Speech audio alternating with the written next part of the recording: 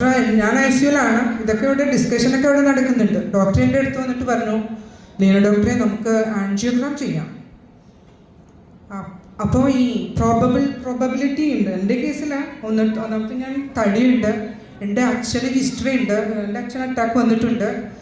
പിന്നെ എനിക്ക് പക്ഷേ ഷുഗറോ പ്രഷറോ അതുവരെയ്ക്കും ഉണ്ടായിരുന്നിട്ടില്ല. അന്ന് മാത്രമാണ് എനിക്ക് BP ഹൈ ആയിട്ടുള്ളത്. അങ്ങനെ പറഞ്ഞു എന്തായാലും നമുക്ക് ആൻജിയോഗ്രാം ചെയ്യാൻ പോകും.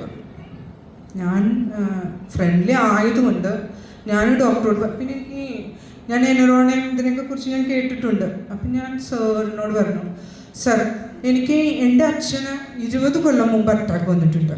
അച്ഛന് മെഡിക്കൽ മാനേജ്മെൻറ്റിൽ മാറിയിട്ടുണ്ട്.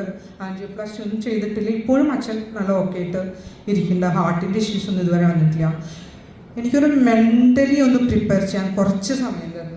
ഞാൻ എടുക്കാം, ആൻജിയോഗ്രാം ചെയ്യാം. അല്ലാതെ എനിക്ക് അത് ചെയ്യില്ലാന്നോ അല്ലെങ്കിൽ ഡോക്ടറുടെ മെഡിക്കൽ അഡ്വൈസിന് അഗെയിൻസ്റ്റ് ആയിട്ട് നിൽക്കാനൊന്നും പറ്റില്ല. എപ്പോൾ വേണമെങ്കിലും ഞാനും കുഴഞ്ഞു വീണ് മരിക്കാം. അപ്പോൾ ഞാൻ ഡോക്ടറോട് പറഞ്ഞു, ഡോക്ടർ എനിക്ക് ഇപ്പം എനിക്ക് പെയിനൊക്കെ കുറച്ച് കുറഞ്ഞിട്ടുണ്ട് എന്ന് പറഞ്ഞു. അപ്പോൾ ഡോക്ടർ പറഞ്ഞു, എന്നാൽ ശരി നമുക്ക് മെഡിക്കൽ മാനേജ്മെൻറ്റ് ചെയ്യാം. 4 days എന്നെ ICUവിൽ അഡ്മിറ്റാക്കി. 3 ദിവസം എന്നെ റൂമിലോട്ട് കിടത്തി ട്രീറ്റ് ചെയ്തു. 15 days സ്ട്രിക്റ്റ് റെസ്റ്റും പറഞ്ഞ് എന്നെ വിട്ടു. അപ്പം എനിക്ക് പെയിൻ കുറവുണ്ട്, പക്ഷേ നോട്ട് വെൽ.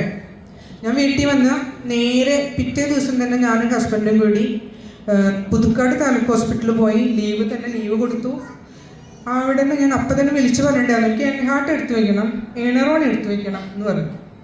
അപ്പോഴത്തേക്കും അവിടെ സുജാത എന്ന് പറഞ്ഞൊരു സ്റ്റാഫ് എനിക്ക് എനറോണും എൻഹാർട്ടൊക്കെ പുതുക്കാട് നമുക്ക് അവൈലബിൾ ആണ്, വാങ്ങിച്ചു തന്നു.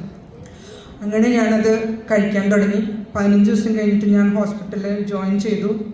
കുറച്ച് ദിവസം ഞാൻ മെഡിസിൻ കറക്റ്റായിട്ട് എൻഹാർട്ടും എനറോണും കഴിച്ചുകൊണ്ടേയിരുന്നു.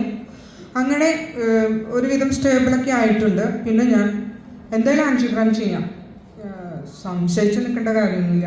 എന്നോട് എല്ലാ ഡോക്ടേഴ്സും പറഞ്ഞു, ലീന മാഡം എന്തായാലും ആൻജിയോഗ്രാം ചെയ്യും. നമ്മളത് അസുഖം ഇല്ലെങ്കിലും നമ്മളത് റുട്ടീനായിട്ട് ഇടയ്ക്കൊന്ന് ചെയ്യണം എന്ന് പറഞ്ഞു. അങ്ങനെ ഞാൻ മെൻ്റലി പ്രിപ്പയർ ചെയ്തു. ഞങ്ങൾ ആൻജിയോഗ്രാം ചെയ്യാനായിട്ട് ഹോസ്പിറ്റലിൽ അഡ്മിറ്റാക്കി ആൻജിയോഗ്രാം ചെയ്തു. ഞാൻ എൻ്റെ പോണന്ന് വരെ ഇതെല്ലാം കഴിച്ച് ഞാൻ പോയി. മോളും എല്ലാവരും വന്നു. ആൻജിയോഗ്രാം ഡോക്ടർ തോമസ് ജോൺ ആണ് ആ ഡോക്ടർ. ആൻജിയോഗ്രാം പോസിറ്റീവ് ആണെങ്കിൽ നമുക്ക് ആൻജിയോപ്ലാസ്റ്റി ചെയ്യാം. അങ്ങനെ എല്ലാ പ്രിപ്പറേഷനോടും കൂടി ഞങ്ങൾ ഹോസ്പിറ്റലിൽ അഡ്മിറ്റായി. Next day angiogram. അപ്പോൾ ഹസ്ബൻഡ് വേഗം എനറോണൊക്കെ എടുത്തുകൊണ്ട് ഇത് കഴിച്ചു നമ്മുടെ റിസൾട്ട് എന്ന് പറയണ്ടാണ്.